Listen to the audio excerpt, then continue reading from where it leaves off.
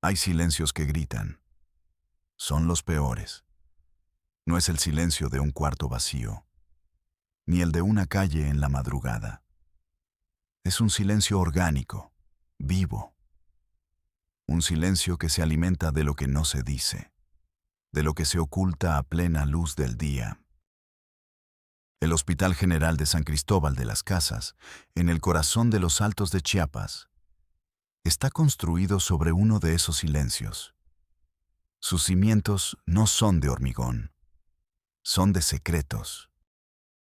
Si uno se detiene en mitad de un pasillo a las 3 de la mañana, cuando solo queda el zumbido de las lámparas fluorescentes y el murmullo lejano de un monitor cardíaco, puedes sentirlo. Es un peso en el aire, una densidad, como la humedad que se pega a la piel y a los huesos. Las paredes de este lugar tienen memoria. Recuerdan el eco de llantos que nunca fueron registrados. Recuerdan el peso de cuerpos pequeños que entraron, pero nunca salieron por la puerta principal. Recuerdan las miradas de mujeres que llegaron con un abismo en los ojos y se fueron con un desierto en el alma. El olor del hospital es una mezcla extraña. Antiséptico, cloro, enfermedad. Pero debajo de todo eso hay un aroma más antiguo. El olor a tierra mojada, a leña quemada y a miedo. El miedo es un olor dulzón, metálico. Aquí se ha impregnado en el yeso de las paredes. Aquí, el horror no necesita máscaras ni cuchillos. El horror viste una bata blanca y tiene los ojos más tristes y azules que puedan imaginar. Yo soy padre del Valle, y esto es Realidad Mexico. La historia que están a punto de escuchar es un descenso a una de las zonas más grises de la condición humana. Es un lugar donde la compasión y el crimen se dan la mano. Donde un acto de piedad puede ser, al mismo tiempo, una monstruosidad. No les pido que juzguen. Aún no. Les pido que escuchen. Que sientan el frío de estos pasillos. Que intenten comprender la lógica perversa que puede llevar a un hombre a convertirse en Dios y en diablo. Todo para proteger a los corderos de una jauría de lobos que duermen en su misma casa. Si creen que la verdad debe ser contada, sin importar cuánto duela, suscríbanse. Acompáñenme. Porque solo arrojando luz sobre estas tinieblas podremos, algún día, disiparlas. Nuestra historia no empieza con un crimen. Empieza con un sueño. El sueño de Sofía Mendoza. Sofía era enfermera, pero no era solo una profesión. Era una vocación grabada en su ADN. Tenía 24 años y una energía que parecía inextinguible. Nació y creció en Monterrey, una ciudad de acero y prisas. Y en su mente, la medicina era una ciencia exacta, un conjunto de protocolos, diagnósticos y soluciones. Un sistema diseñado para sanar. Cuando anunció a su familia que haría su servicio social en un hospital rural de Chiapas, su madre casi se desmaya. ¿Chiapas? ¿Estás loca?, le dijo con el horror pintado en el rostro. Allá no hay nada. Es otro mundo, peligroso. Su padre fue más pragmático. Hija, tu futuro está aquí, en los grandes hospitales privados, no en una clínica de adobe perdida en la sierra. Pero Sofía era terca. Su idealismo era una armadura brillante. Precisamente por eso voy, respondió. Voy a donde más me necesitan. Voy a hacer una diferencia. Creía en ello con cada fibra de su ser. El día que llegó a San Cristóbal, la realidad la golpeó con la fuerza de una ola. El calor húmedo, espeso. El caos de la pequeña terminal de autobuses. Las miradas impenetrables de la gente. Era, en efecto, otro mundo. El hospital la recibió con su olor característico. La bofetada de antiséptico y desesperanza. Era más pequeño de lo que había imaginado. Y más viejo. Las paredes estaban manchadas de humedad. El suelo de linóleo, gastado por millones de pasos, mostraba el cemento en varias zonas. En la sala de espera, una multitud silenciosa y paciente aguardaba. Familias enteras, con la ropa gastada y la piel curtida por el sol. La enfermera jefe, una mujer dura llamada Matilde, la recibió sin sonreír. Otra de la ciudad, murmuró, más para sí misma que para Sofía. A ver cuánto duras. Sofía no se desanimó. Sonrió. Vengo a ayudar en todo lo que pueda. Matilde soltó un resoplido que podía significar cualquier cosa. Los primeros días fueron un bautismo de fuego. El hospital estaba perpetuamente desbordado. Faltaban medicinas, faltaban camas, faltaba personal. Sofía corría de un lado a otro, aprendiendo a poner un suero con una mano, mientras con la otra sostenía la cabeza de un niño con fiebre. Pero en medio del caos, encontró su propósito. Hablaba con los pacientes, les sostenía la mano, traducía las rápidas y técnicas explicaciones de los médicos a un lenguaje que las familias pudieran entender. Se aprendió algunas palabras en tzotzil y en celtal, lo que le ganó sonrisas tímidas y gestos de gratitud. Era una pequeña luz, una anomalía. En ese universo de resignación, su optimismo era casi una agresión, y entonces empezó a notar las sombras. La primera fue una chica. Se llamaba Xochitl. No tendría más de 15 años. Llegó acompañada de un hombre mayor, su padre. La chica tenía la mirada clavada en el suelo. No hablaba. El padre explicó que tenía un fuerte dolor de estómago. Mal de aire, dijo él. Sofía la llevó a un cubículo de examen. Mientras le tomaba los signos vitales, notó la tensión en el cuerpo de la adolescente. Cada vez que rozaba su abdomen, la chica se estremecía. Y bajo la tela de su huipil, Sofía adivinó una leve pero inconfundible curvatura. La experiencia le decía que no era solo una indigestión. Con la mayor delicadeza que pudo, le preguntó en un susurro, ¿estás esperando un bebé? La reacción de Xochitl fue aterradora.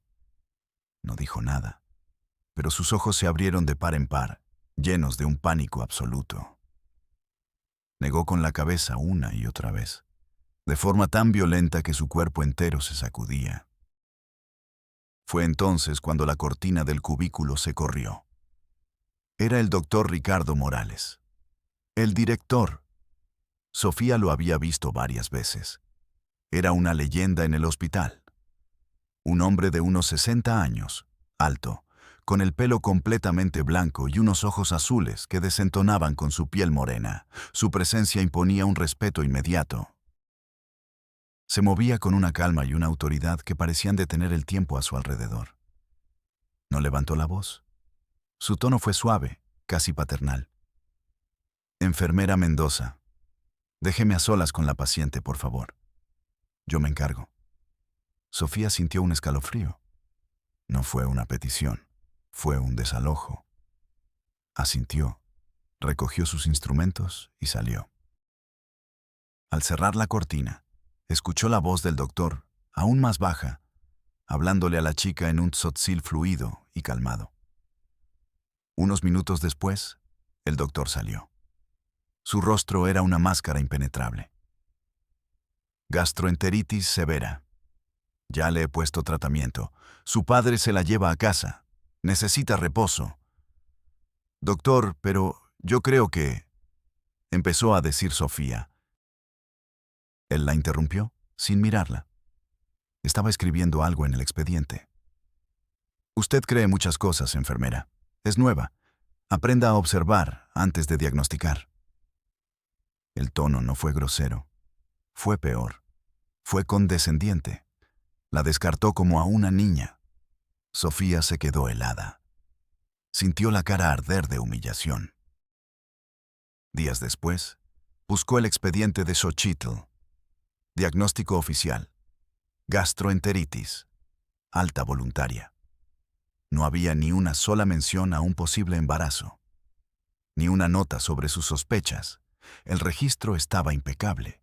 Era como si su conversación, el pánico en los ojos de la chica, nunca hubiera sucedido. La segunda sombra apareció 2 semanas después. Una noche, en urgencias, trajeron a una mujer de una comunidad lejana, unos 30 años. Estaba desangrándose. La traían su marido y su cuñado. La dejaron en una camilla y se quedaron en un rincón, murmurando entre ellos. No se acercaban a ella. El diagnóstico parecía obvio. Un aborto espontáneo que se había complicado. El caos era total. Pero entonces apareció el doctor Morales. Había terminado su turno hacía horas, pero alguien lo había llamado. Como siempre, su llegada fue como echar aceite sobre aguas turbulentas. Tomó el control. Sus órdenes eran rápidas, precisas. Suero, oxígeno. Preparen el quirófano para un legrado. Ahora. Sofía asistió en el procedimiento. Recuerda el olor metálico de la sangre. Llenaba todo el quirófano. Recuerda la expresión del doctor. Concentración absoluta. Pero había algo más en sus ojos. Una profunda, insondable tristeza. Como si estuviera realizando ese mismo procedimiento por millonésima vez. Salvaron a la mujer. Horas después, cuando la adrenalina bajó, Sofía estaba completando el papeleo. El informe del doctor Morales era conciso. Aborto espontáneo incompleto. Feto de aproximadamente 9 semanas de gestación. Pero algo no encajaba. La cantidad de sangre, el tamaño del útero, los restos que habían extraído.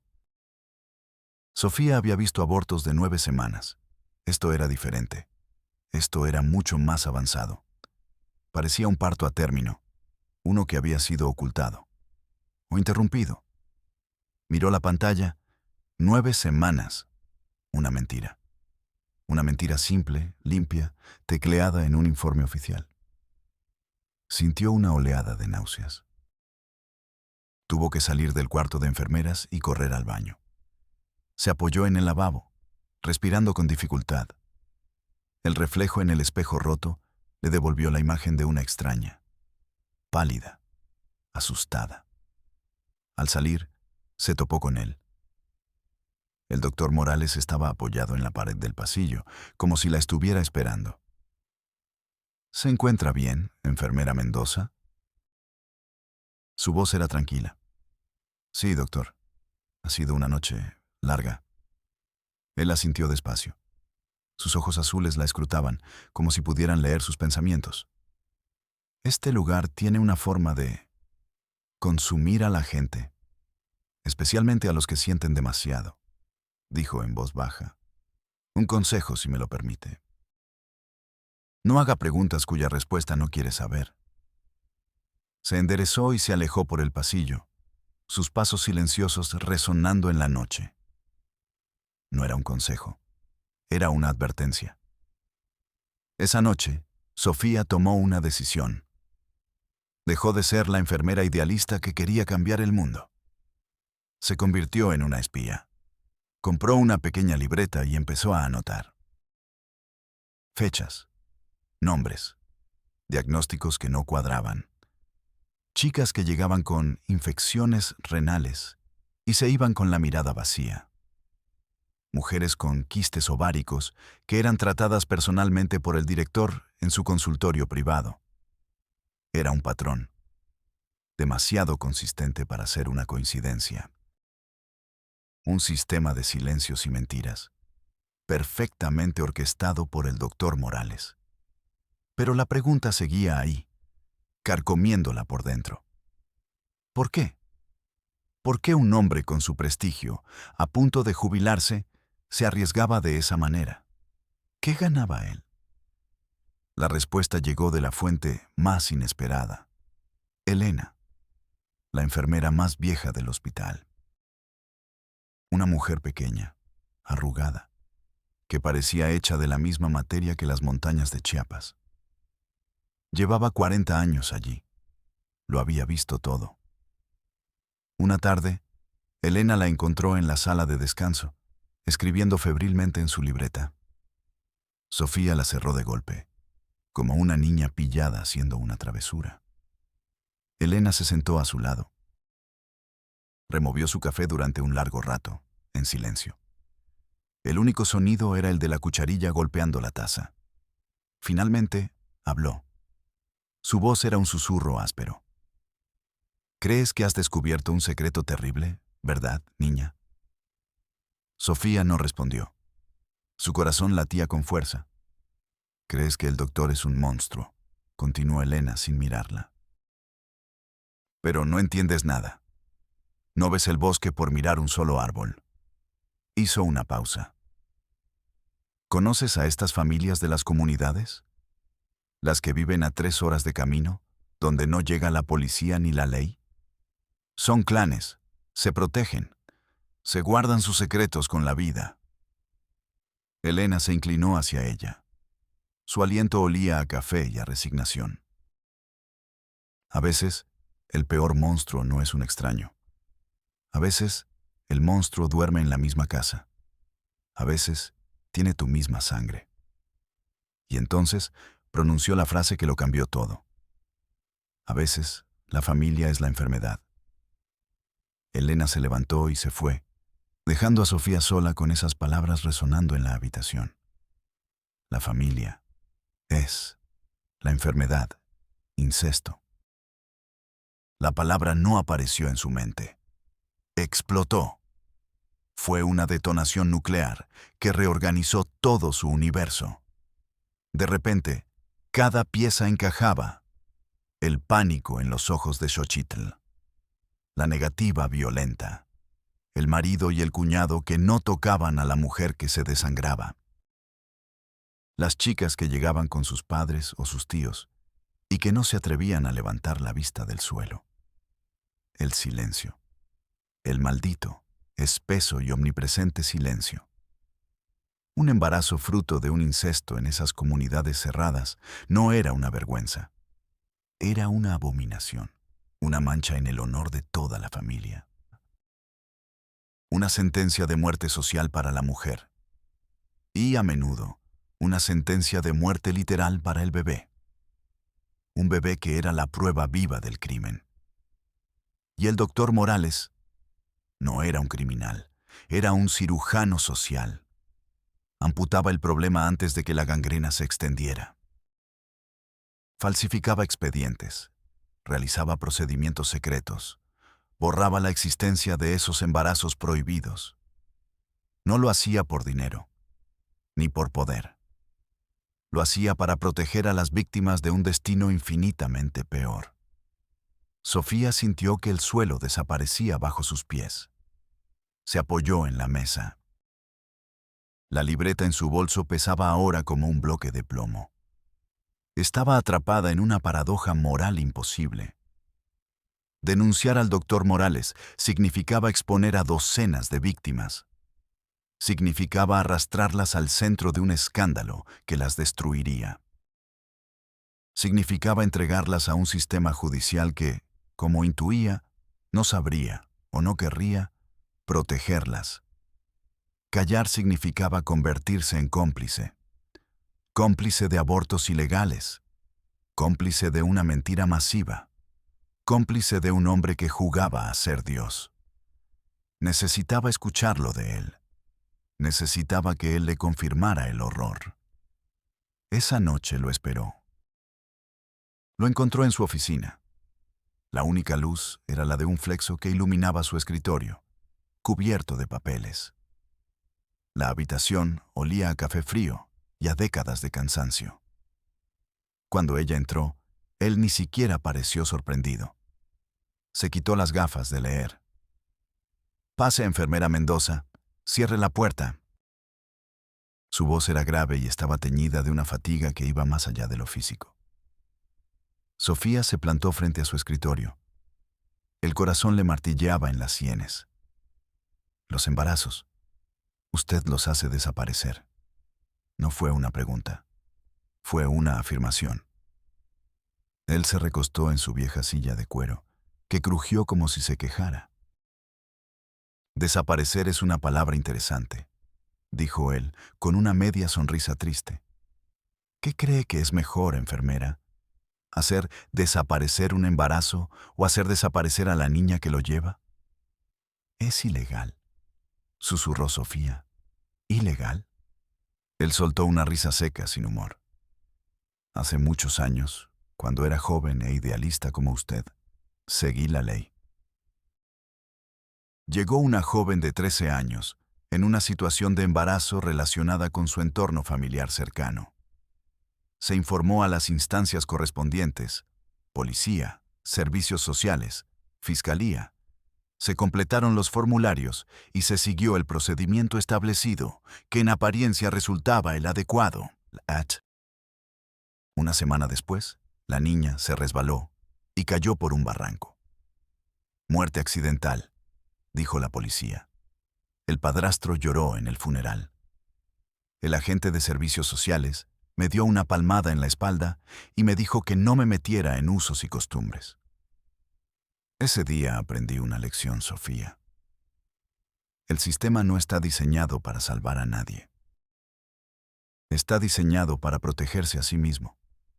Su función es convertir la tragedia en papeleo. ¿Y los bebés?, preguntó ella, con la voz rota. ¿Qué pasa con los que nacen? El rostro del doctor Morales se ensombreció por completo. Hay un convento, a las afueras.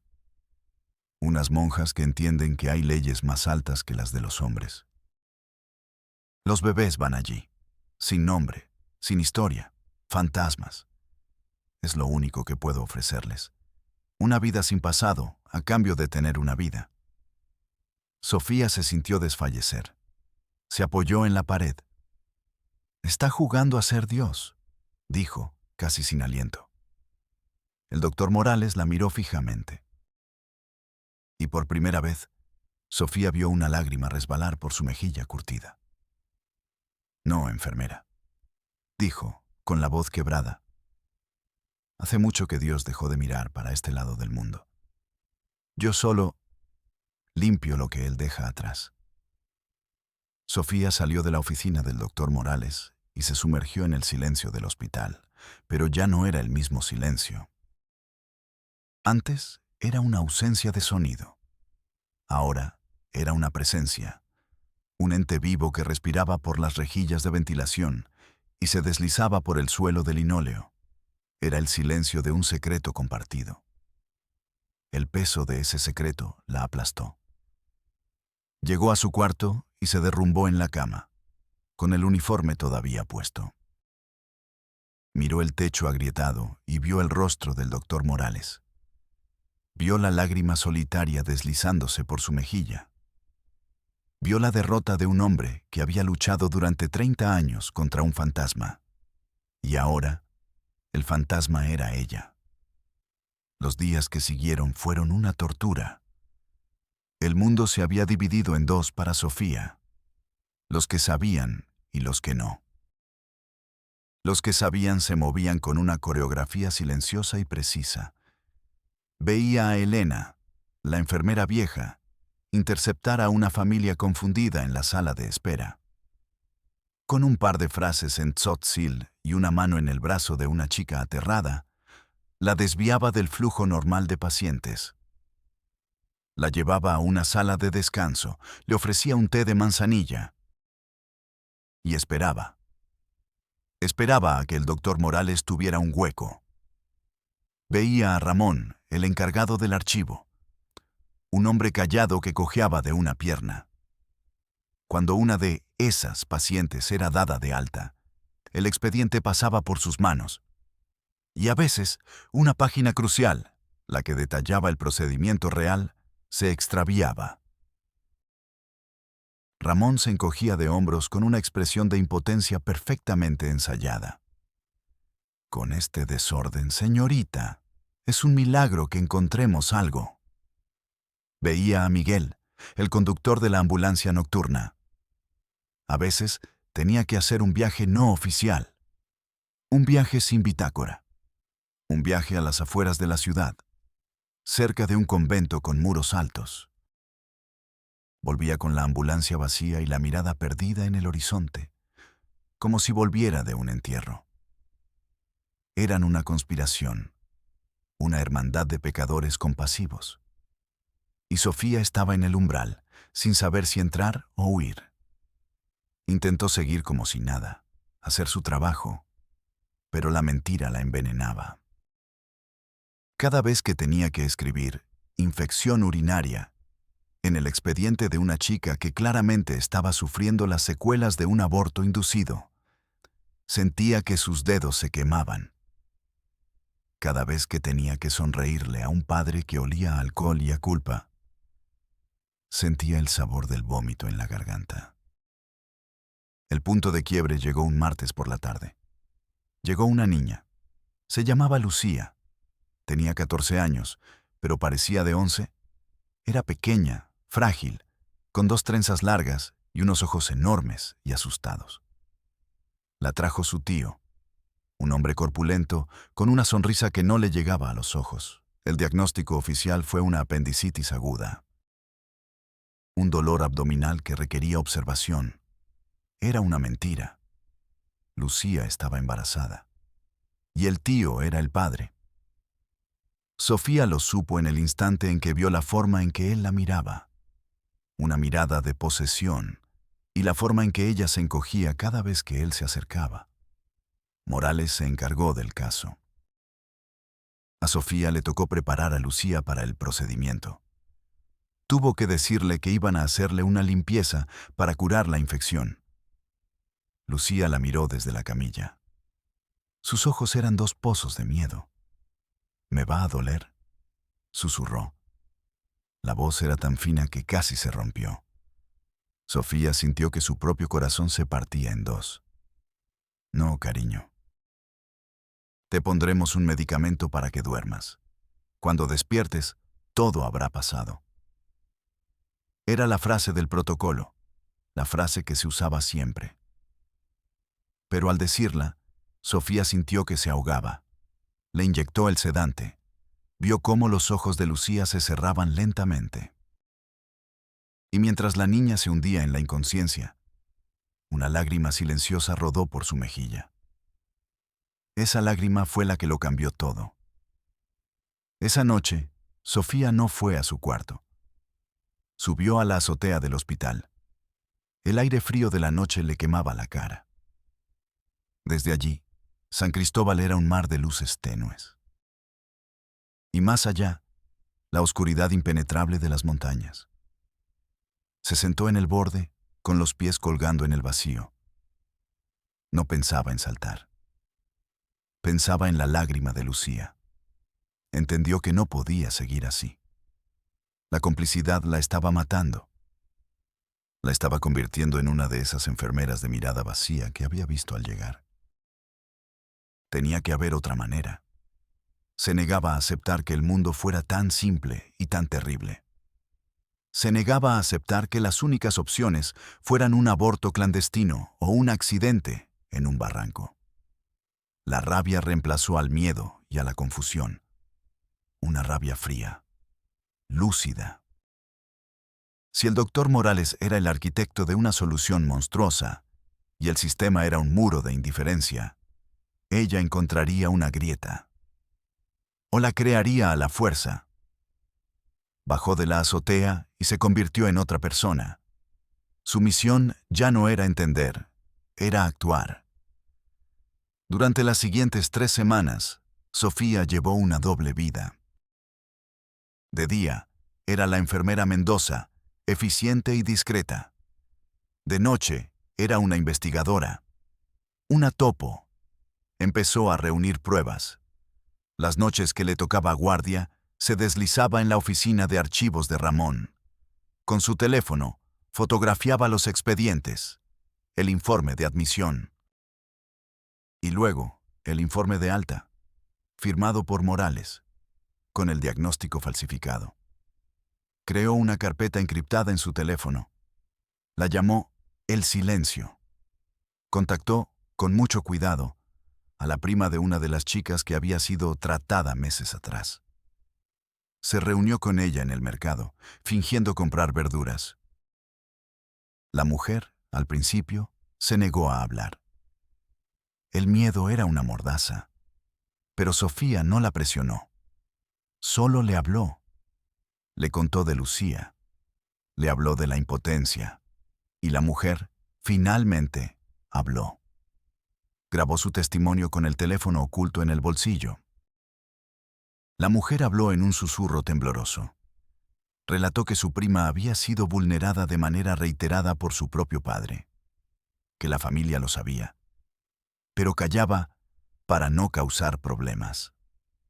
Dijo que el doctor Morales había sido su único auxilio. Consiguió los horarios de la ambulancia de Miguel y anotó las noches de los traslados fantasma. Su pequeña libreta se llenó de datos, fechas, nombres, inconsistencias, testimonios. Era una bomba de tiempo. Sabía que no podía hacer nada en San Cristóbal. La red de Morales era demasiado profunda. Su influencia, demasiado grande. Tenía que salir de su feudo. Tenía que ir a la capital del estado, a Tuxtla Gutiérrez. Allí, los usos y costumbres no serían una excusa. Allí, la ley era la ley. O eso quería creer. Necesitaba una excusa para ausentarse. Pidió 2 días libres. La excusa, una emergencia familiar. Su abuela estaba enferma. Tuvo que pedírselos directamente al doctor Morales. Entró a su oficina. Él estaba, como siempre, rodeado de papeles. Doctor, necesito pedirle 2 días. Mi abuela está delicada. Él levantó la vista. Sus ojos azules la estudiaron durante un larguísimo segundo. Sofía sintió que podía ver a través de ella, que podía ver la carpeta encriptada en su teléfono, la libreta en su bolso, la mentira en sus labios. Claro, enfermera, dijo finalmente. Su voz era suave. La familia es lo primero, vaya. Pero mientras ella se daba la vuelta para irse, él añadió: tenga cuidado en la capital, Sofía. Es una selva diferente a la nuestra, más peligrosa. Sofía se quedó paralizada. Él sabía, no sabía los detalles, pero sabía que iba a hacer algo, y no la detuvo. El viaje en autobús a Tuxtla fue surrealista. Sofía se sentó junto a la ventana, viendo pasar el paisaje verde y caótico de Chiapas. Se sentía como la protagonista de una película. La joven heroína que viaja a la capital, con las pruebas que derribarán al sistema corrupto. Repasaba su discurso en su mente. Sería clara, concisa, profesional. Presentaría las pruebas de forma irrefutable. Imaginaba a los fiscales, hombres y mujeres íntegros, escuchándola con atención, abriendo una investigación de inmediato, enviando un equipo a San Cristóbal, protegiendo a las víctimas, haciendo justicia. Su ingenuidad era casi conmovedora. El edificio de la Fiscalía General del Estado era una monstruosidad de vidrio ahumado y concreto. Un templo a la burocracia. Estaba diseñado para hacer que cualquier persona se sintiera pequeña e insignificante. Y funcionaba. El aire acondicionado del interior era glacial, un contraste brutal con el calor pegajoso de la calle. La primera línea de defensa del sistema era una recepcionista con las uñas perfectamente cuidadas y una expresión de aburrimiento crónico. ¿Tiene cita?, preguntó, sin apartar la vista de su pantalla de computadora, donde veía un video de gatos. No. Es una emergencia. Tengo que reportar una serie de delitos graves. La mujer suspiró. Un suspiro teatral, para dejar claro lo mucho que la estaba molestando. Llene el formato 1A. Sección de denuncias ciudadanas. Le deslizó un papel a través de la ventanilla. Sofía pasó 1 hora en una silla de plástico llenando el formulario con su letra apretada. Cuando lo entregó, La recepcionista lo miró por encima. Esto no va aquí. Esto es para quejas administrativas. Usted necesita el formato 2B para denuncias penales. Le dio otro papel. Era una copia al carbón. Las preguntas eran casi idénticas. Era la segunda línea de defensa. El agotamiento burocrático. Después de otra hora de espera en la sala de sillas de plástico naranja, la llamaron. Pero no la recibió un fiscal. La metieron en una pequeña oficina sin ventanas, donde un joven con un traje mal ajustado y manchas de café en la corbata la esperaba. Era un pasante. Un analista de primer contacto. A ver, cuénteme, dijo, abriendo un archivo de Word en su computadora. Bostezó sin taparse la boca. Sofía empezó a hablar. Intentó ser clara, concisa, como había ensayado, pero la indiferencia del joven la desarmaba. Él tecleaba con 2 dedos, introduciendo errores, pidiéndole que repitiera nombres que acababa de decir. ¿Incesto?, dijo él, frunciendo el ceño. ¿Está segura? Eso es muy primitivo, ¿no? Al cabo de 20 minutos, él imprimió 2 hojas. Firme aquí. Sofía leyó lo que había escrito. Era un resumen burdo, simplificado y lleno de errores de su denuncia. El horror que había intentado transmitir se había convertido en una anécdota chata y sin vida. Esto no es lo que yo dije, protestó. Es el resumen para el sistema, señora. Firme o no podemos turnarlo. Firmó. Se sentía sucia. La hicieron esperar otra hora. Finalmente, la puerta se abrió y apareció el subdirector. Un hombre de unos 50 años, con el pelo engominado, un traje caro y una sonrisa que parecía tallada en cera. Señorita Mendoza, un placer. Disculpe la espera. Soy el licenciado Armendáriz. La guió a su oficina. Era grande, con vistas a la ciudad.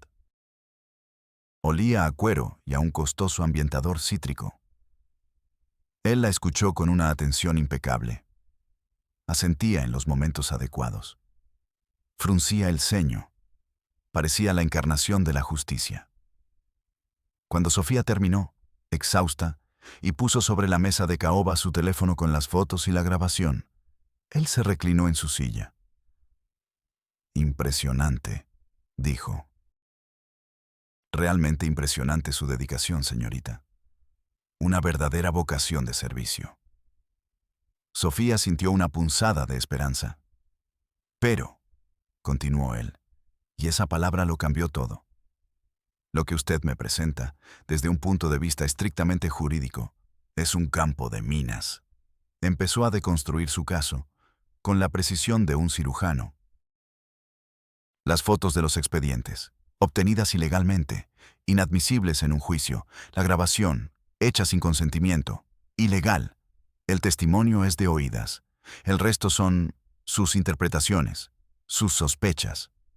Pero el patrón es evidente, exclamó Sofía. Ah, el patrón, dijo él sonriendo. En derecho, los patrones son para los sastres. Necesitamos hechos, pruebas admisibles, un caso sólido. Se levantó y caminó hacia la ventana. Y supongamos, solo supongamos, que logramos armar un caso. ¿Sabe qué pasaría? La prensa, los nombres de las víctimas en todos los periódicos, sus rostros en la televisión, la vergüenza para sus familias, la destrucción de sus comunidades. Para cuando un juez dicte sentencia, si es que lo hace, las vidas que usted quería proteger ya estarían hechas cenizas. Su lógica era un veneno helado. Entonces, ¿no van a hacer nada? No he dicho eso, respondió, volviéndose hacia ella. Lo que digo es que debemos ser estratégicos. Su denuncia, en realidad, no es una.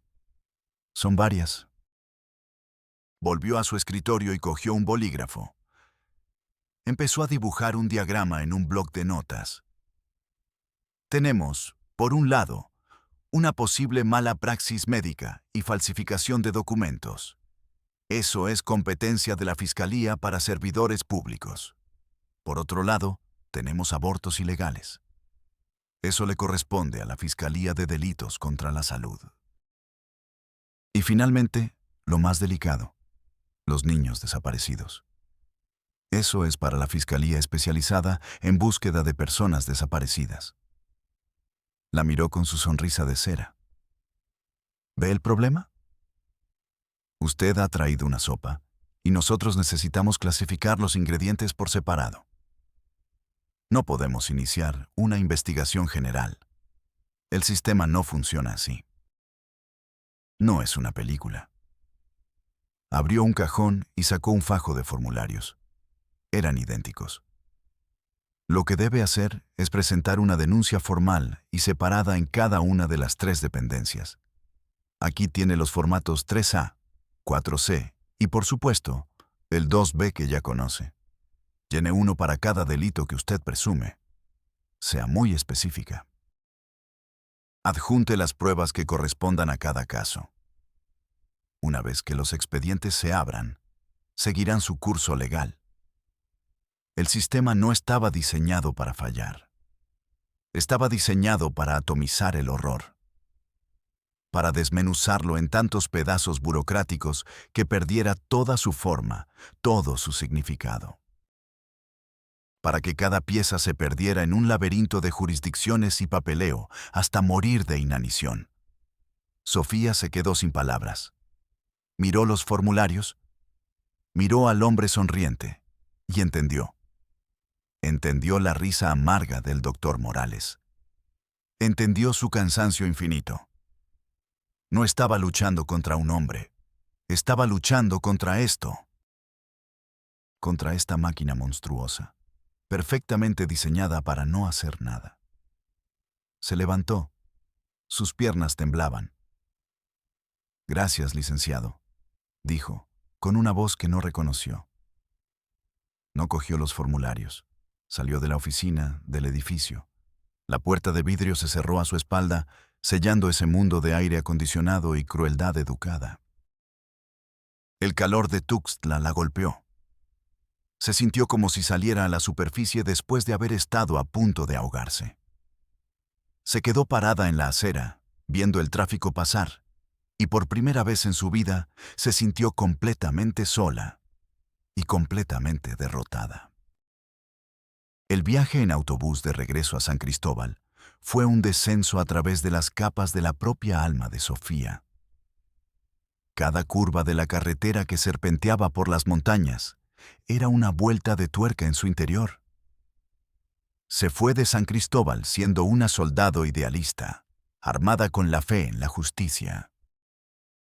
Volvía como una veterana de una guerra perdida, con el sabor amargo de la pólvora burocrática en la boca. Miraba por la ventana, pero ya no veía la belleza abrumadora de la selva. Veía una prisión verde, un laberinto de montañas y valles donde las reglas de su mundo no aplicaban. Un lugar donde la justicia no era ciega, sino que había decidido cerrar los ojos deliberadamente. Entró en el hospital a medianoche. El guardia, un hombre mayor que siempre le sonreía, ni siquiera levantó la vista de su periódico deportivo. Para él, ella era solo una enfermera más terminando un largo día. No podía ver que la mujer que acababa de cruzar la puerta no era la misma que se había ido 48 horas antes. La máscara se había fundido con su rostro. En los días siguientes, el cambio en Sofía fue sutil, pero profundo. Aún era amable con los pacientes. Aún sostenía manos y ofrecía palabras de consuelo. Pero su compasión ahora tenía un filo de tristeza. Sus sonrisas ya no llegaban a sus ojos. Había una distancia, una capa de cristal entre ella y el dolor de los demás. Era un mecanismo de defensa. Se sentía demasiado. Se rompería. Su relación con la conspiración del doctor Morales también cambió. Ya no era una extraña, una amenaza potencial. Se había convertido, sin quererlo, en una de ellos. Una tarde, mientras estaba en la farmacia del hospital buscando gasas, vio a Elena, la enfermera veterana, hablando con una chica que no tendría más de 16 años. La chica lloraba en silencio. Elena le susurraba algo, con una calma que parecía antinatural. En ese momento, la enfermera jefe, Matilde, dobló la esquina del pasillo. Su rostro era una nube de tormenta. Odiaba el desorden. ¿Qué pasa aquí? Esta no es una sala de espera, dijo Matilde con su voz cortante. Antes de que pudiera pensarlo, Sofía intervino.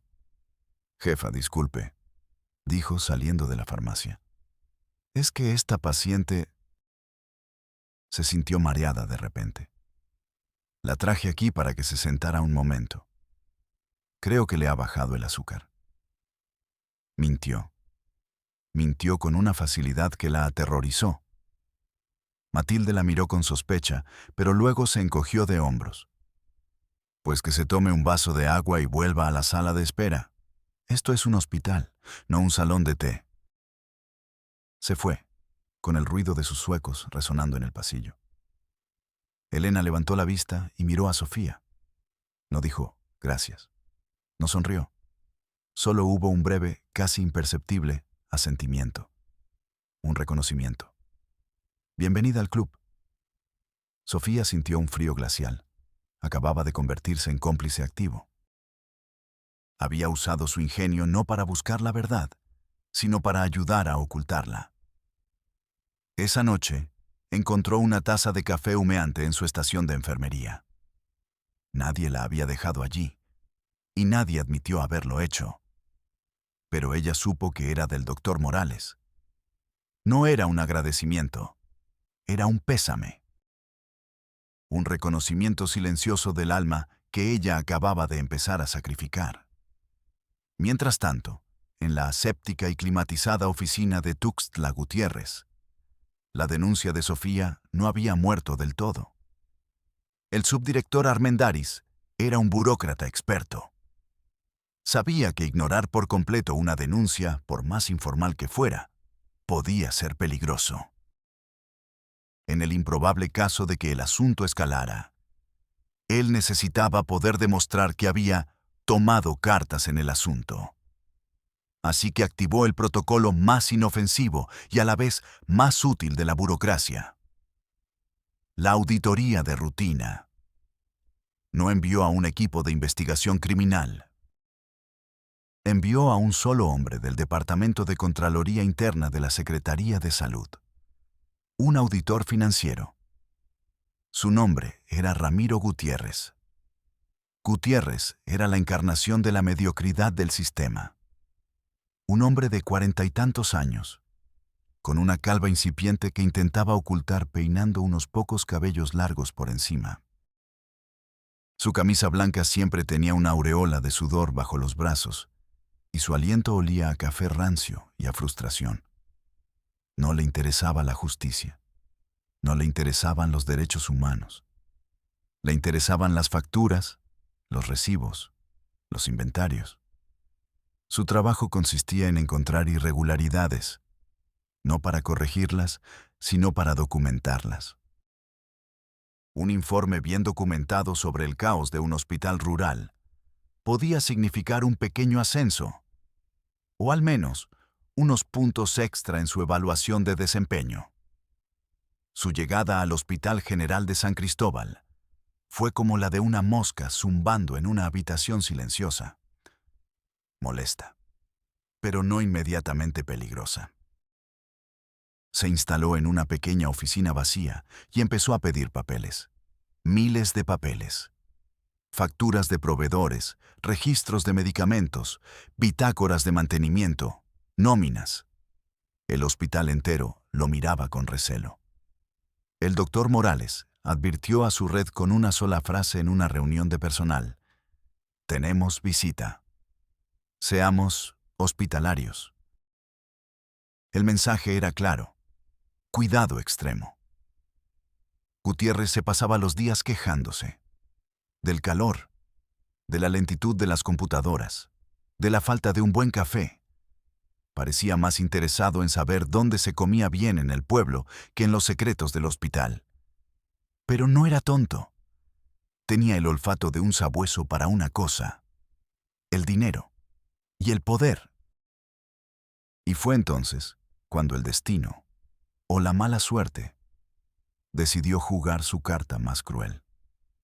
Llegó en un Mercedes-Benz negro con los cristales tintados. El coche era tan incongruente aparcado entre las viejas camionetas y los taxis destartalados que parecía de otro planeta. Del coche bajó una mujer de unos 50 años, vestida de lino blanco. Llevaba unas gafas de sol tan grandes que le cubrían media cara y hablaba por un teléfono que probablemente costaba más que el salario mensual de Sofía. Detrás de ella, casi arrastrada, iba una chica de 16 años, pálida, delgadísima, con la mirada perdida. Su ropa de diseñador no podía ocultar ni el abultamiento de su vientre, ni el abismo de desesperación en sus ojos. No pasaron por la sala de espera. Entraron directamente y preguntaron por la oficina del director. El nombre de la chica era María. La mujer era su madre, y el padre del bebé que esperaba era su tío. Un diputado local en ascenso, un hombre con poder real, conexiones en la capital del estado y una reputación que proteger a cualquier precio. El auditor Gutiérrez estaba en el pasillo, estirando las piernas, cuando las vio pasar. Su mirada de burócrata se fijó en el bolso de la mujer, en los zapatos del último modelo, en el aura de riqueza y arrogancia que las rodeaba. Hizo una nota mental. La conversación en la oficina del doctor Morales fue breve y brutal. «Doctor», dijo la madre, sin siquiera sentarse, «nos han hablado de usted. Nos han dicho que es un hombre discreto y eficaz». Puso un sobre grueso sobre el escritorio. «Tenemos un problema familiar, un error de juventud, un problema que debe desaparecer, sin dejar rastro. El costo no es un problema». El doctor Morales miró el sobre.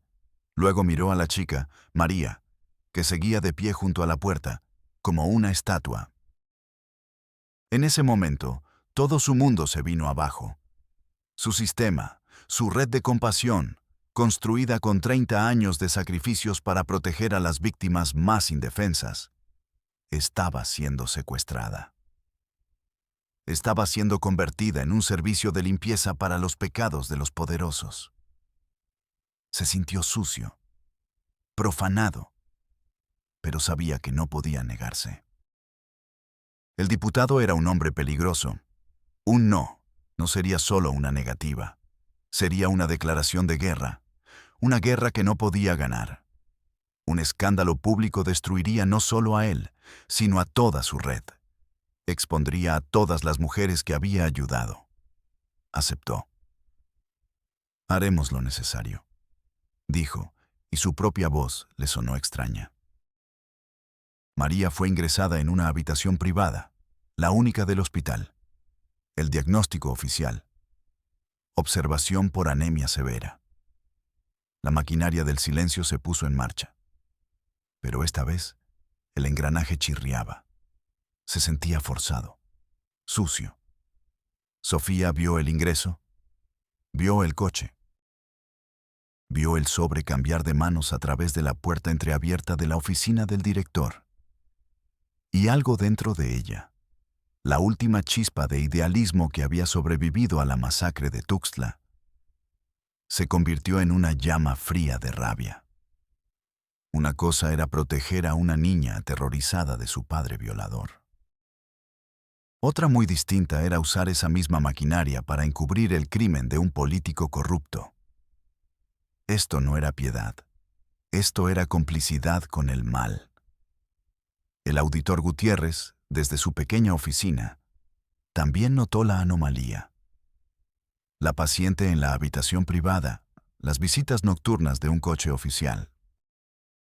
La tensión palpable en el personal cada vez que alguien se acercaba a ese pasillo. Su pereza se disipó. Su instinto de depredador burocrático se agudizó. Aquí había algo gordo. Algo que iba más allá de unas cuantas facturas infladas. Aquí había poder.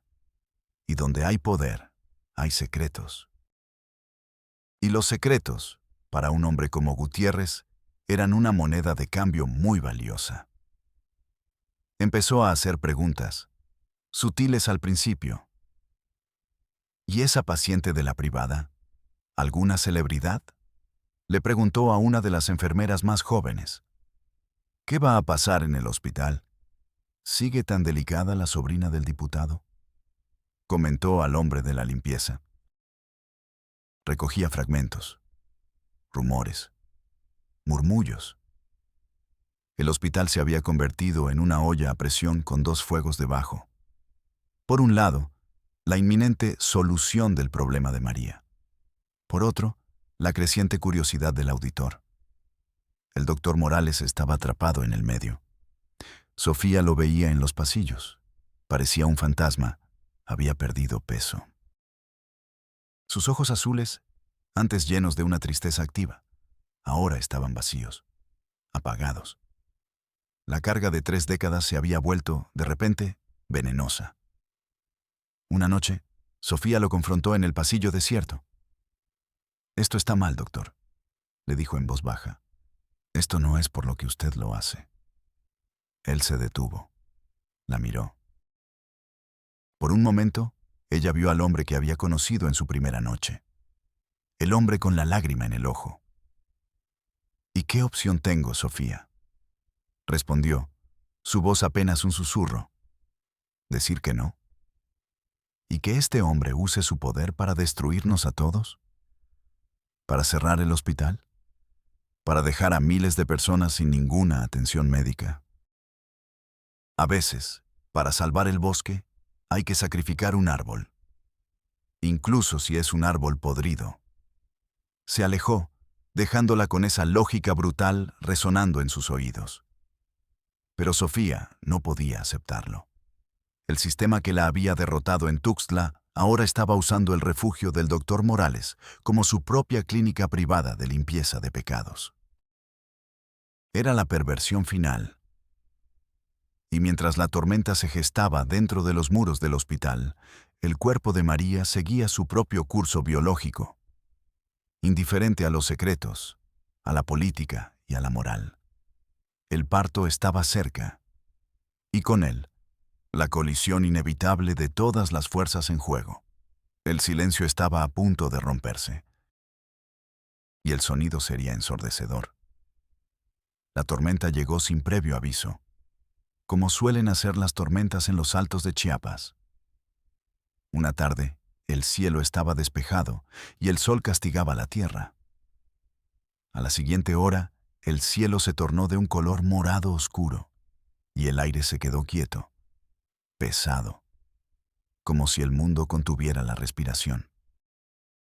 Esa misma noche, María, la sobrina del diputado, se puso de parto. El hospital se convirtió en el ojo del huracán. La madre de María, una furia contenida de perfume caro y nervios, no dejaba de dar órdenes a las enfermeras, como si fueran sus sirvientas personales. El diputado, que había llegado en su Mercedes, no salió de la oficina del doctor Morales. Su presencia era una nube de humo de cigarro y amenazas veladas. «Esto tiene que ser limpio, Ricardo. ¿Entiendes? Limpio, sin cabos sueltos», decía, paseándose por la oficina como un animal enjaulado. El doctor Morales estaba sentado en su escritorio, más pálido que nunca. Parecía una estatua de cera. Su red, su delicado mecanismo de piedad, se había convertido en un sucio servicio de lavandería para los poderosos. La ironía era tan brutal que casi podía saborearla. Mientras tanto, el auditor Gutiérrez olía la sangre. Su curiosidad se había transformado en una certeza. Aquí había algo grande, algo que podía catapultar su mediocre carrera. No se quedó en su oficina. Merodeaba por los pasillos, con una libreta en la mano, fingiendo revisar el inventario de los extintores. Pero sus ojos pequeños y astutos no se perdían un detalle: la llegada del diputado, las carreras de las enfermeras, la puerta cerrada de la habitación privada. El parto fue rápido y complicado. El cuerpo de María, debilitado por la desnutrición y el estrés, apenas podía soportarlo. El doctor Morales tuvo que intervenir personalmente. Sus manos, que habían salvado tantas vidas, ahora trabajaban para ocultar un pecado que no era el suyo.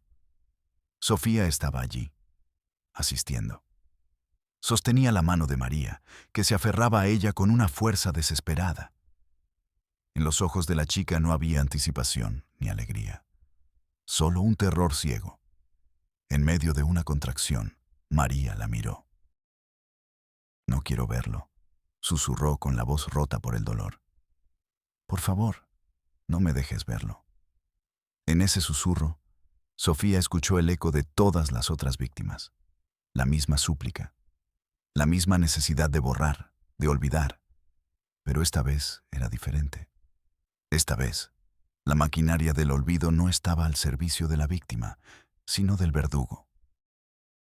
A las 2:17 de la madrugada, en medio de un apagón causado por la tormenta, a la luz de las lámparas de emergencia, nació un niño, un varón, sano, a pesar de todo. Lloró con una fuerza que pareció sacudir los cimientos del hospital. Era un grito de vida en una habitación llena de muerte. Sofía fue la primera en cogerlo. Lo envolvió en una manta. Por un instante, el pequeño cuerpo se calmó en sus brazos. Sus ojos, aún hinchados, se abrieron y parecieron mirarla. En ese momento, el universo de Sofía se redujo a ese pequeño ser. Todo lo demás desapareció. El diputado, el auditor, el doctor Morales, la burocracia, la ley, la moral. Todo se desvaneció. Solo quedaba ese niño. Un ser humano inocente, cuyo único crimen era existir. La madre de María se había girado hacia la pared, tal como había pedido. No quería verlo. Una de las enfermeras, siguiendo un protocolo no escrito, se llevó al niño rápidamente, antes de que el llanto alertara a más gente de la necesaria. El doctor Morales terminó el procedimiento con María. Su rostro era una máscara de agotamiento profesional, pero sus manos temblaban. Cuando salió del quirófano improvisado, el diputado lo interceptó en el pasillo. «¿Ya está?», preguntó con la voz ronca. «Es un niño. ¿Están bien los dos?». «Bien», dijo el diputado, sin una pizca de emoción. «Ahora la segunda parte, el paquete. Ocúpate de él». «Inmediatamente. No quiero que amanezca en este hospital». Morales asintió. Se dirigió a su oficina para hacer la llamada. La llamada al convento de Sor Inés.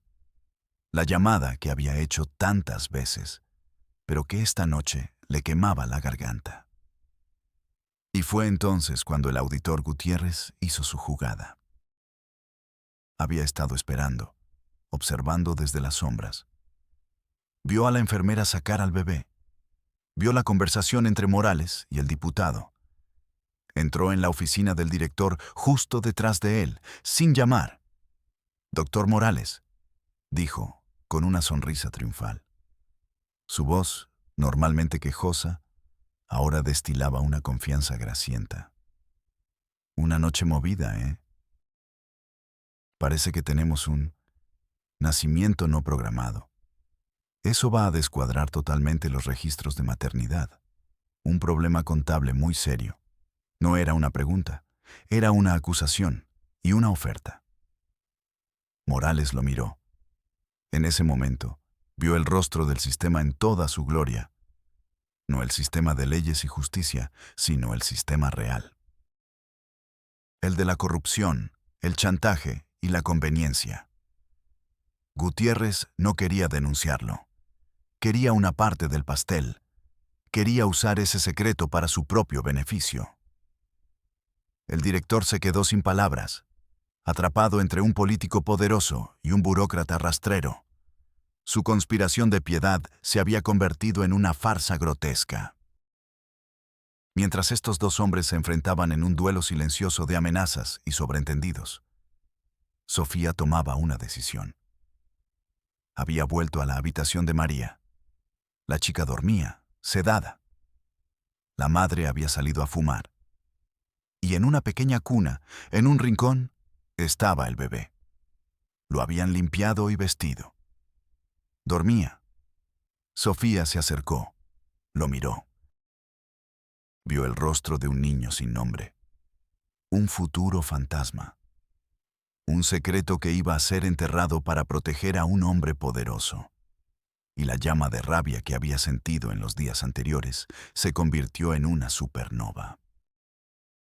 Todo el dolor, toda la frustración, toda la impotencia que había acumulado desde que llegó a Chiapas, cristalizó en un solo pensamiento, claro y afilado como un trozo de vidrio.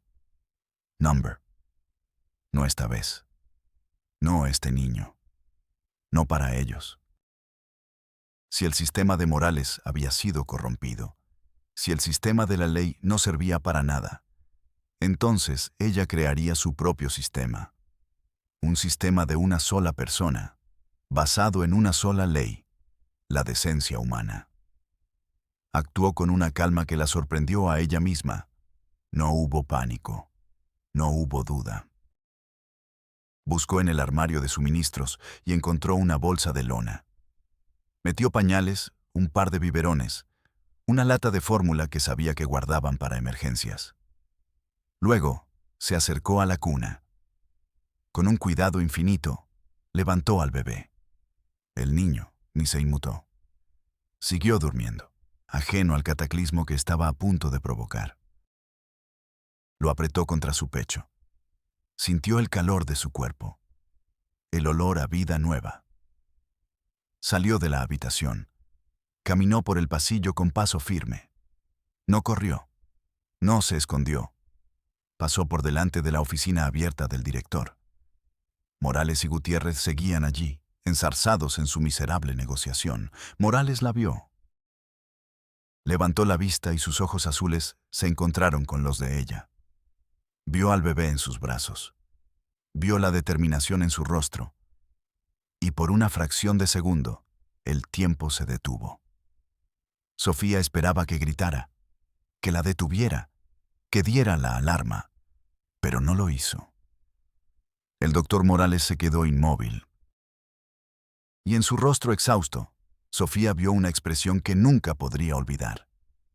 No era ira, no era sorpresa, era alivio, una rendición, como si ella, con su acto de locura, lo estuviera liberando de una carga que ya no podía soportar.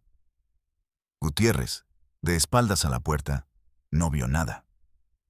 Sofía siguió caminando. Cruzó el vestíbulo principal, tenuemente iluminado por las luces de emergencia. El guardia dormitaba en su silla.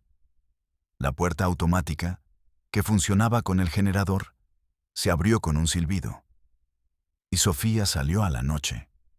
La tormenta había amainado. El aire estaba limpio, fresco, cargado del olor a tierra mojada. Sofía Mendoza, la enfermera que había venido a Chiapas a hacer el bien, acababa de cometer un delito federal. Acababa de secuestrar a un recién nacido. No tenía dinero. No tenía un plan. No tenía a dónde ir. Pero por primera vez en muchos meses, sentía que estaba haciendo lo correcto. Mientras se alejaba por las calles oscuras y vacías de San Cristóbal, con el pequeño bulto caliente en sus brazos, no sabía que el verdadero caos apenas estaba por comenzar.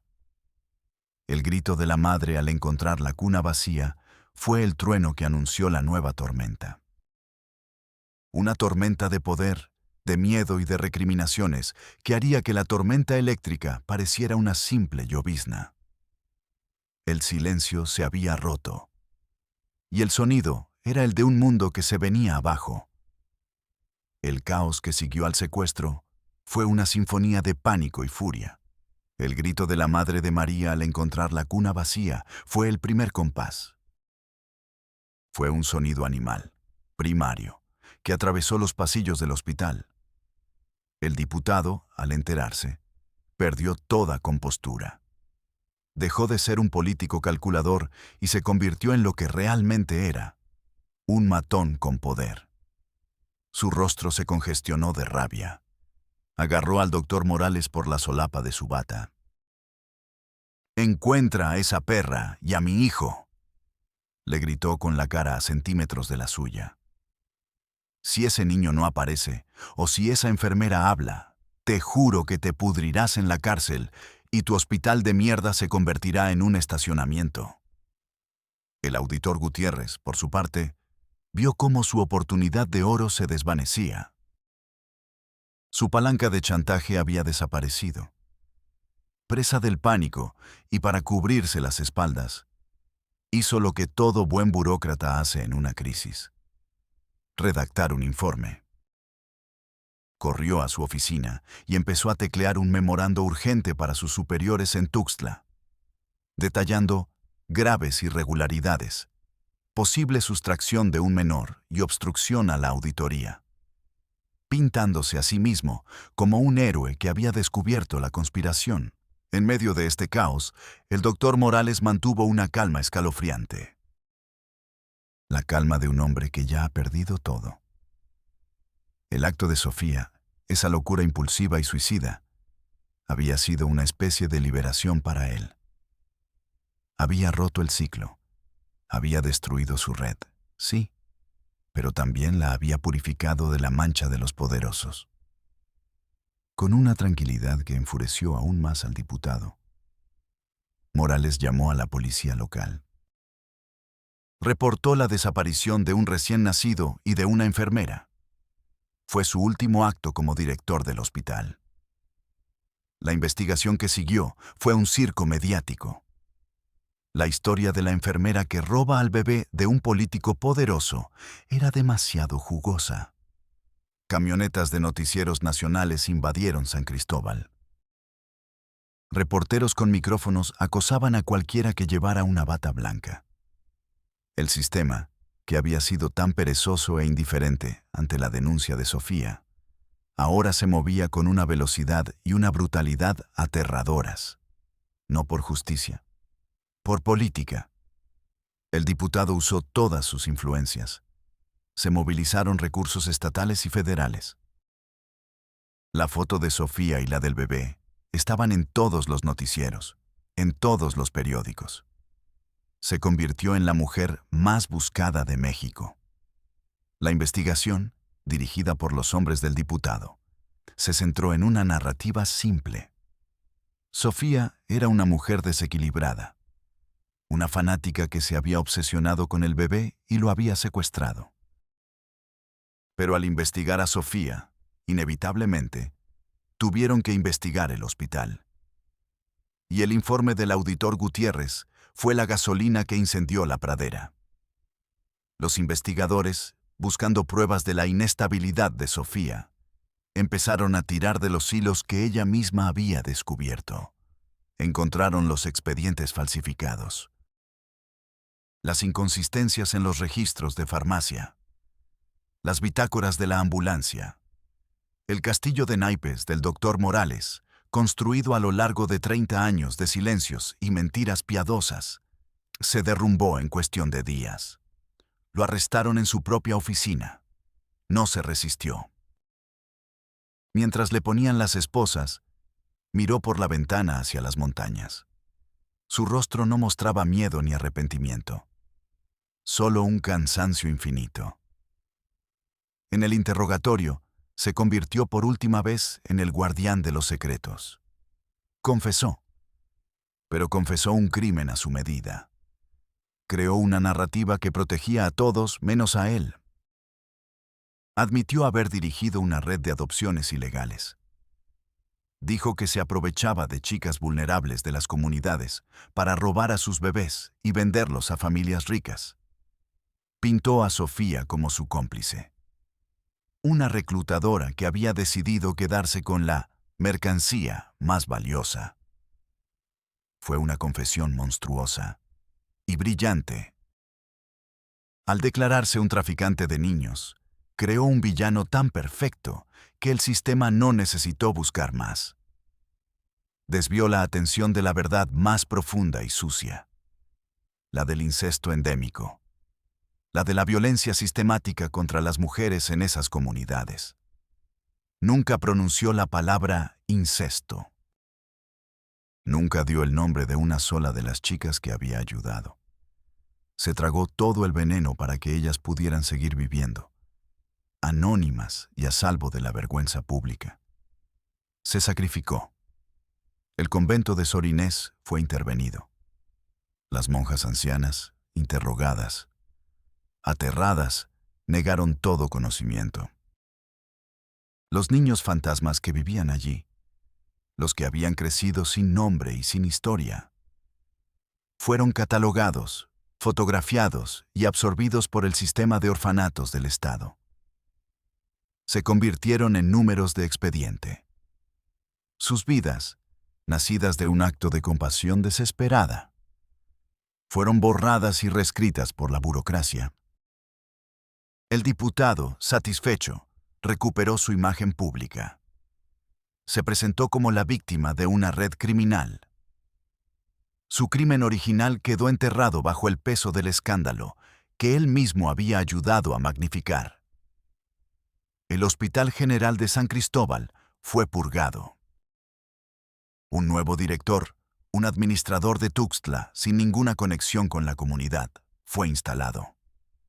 Su única misión era garantizar que los protocolos se siguieran al pie de la letra, que cada formulario fuera llenado, que cada diagnóstico fuera el correcto, sin importar las consecuencias humanas.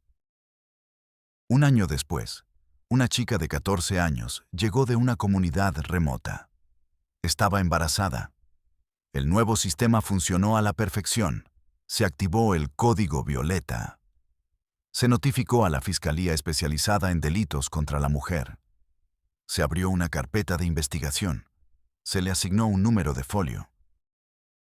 Siguiendo el protocolo, la chica fue devuelta a su familia mientras la investigación avanzaba.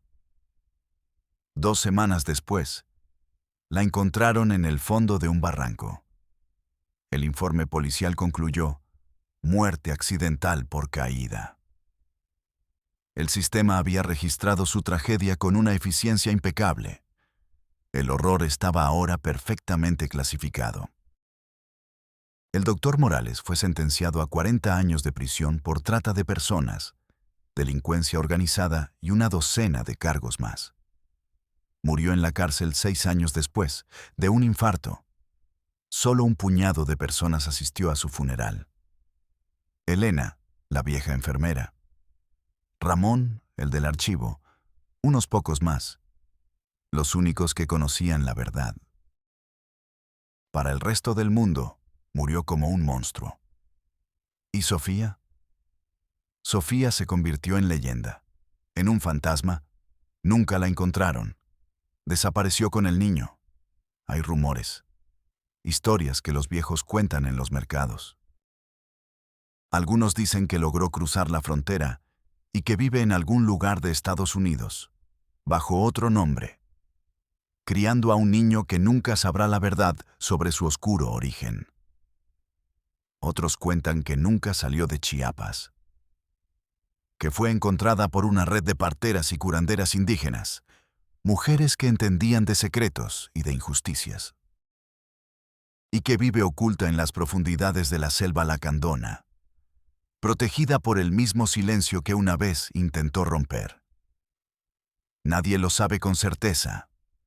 Su acto de rebelión la borró del mapa. Se llevó consigo un secreto y una vida. dejando atrás las ruinas de un sistema roto y la pregunta que aún flota en el aire húmedo de los altos de Chiapas. ¿Quién es el verdadero monstruo?